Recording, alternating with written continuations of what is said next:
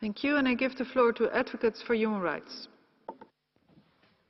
Madam President, the Advocates for Human Rights welcomes the Secretary General's report on the United Nations Voluntary Fund for Victims of Torture.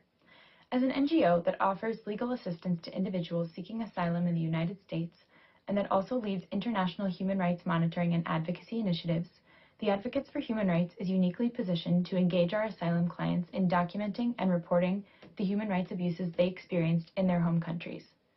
The Advocates creates opportunities for survivors of torture to participate in global advocacy efforts, including at the United Nations, to hold governments accountable.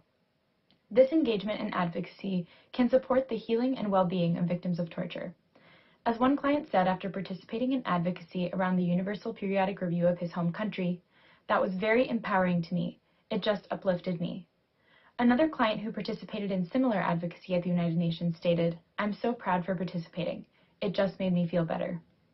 We urge all UN member states to ensure that survivors of torture who have fled their home countries have meaningful opportunities to engage in documentation and advocacy to prevent further acts of torture and to hold perpetrators accountable in their countries of origin.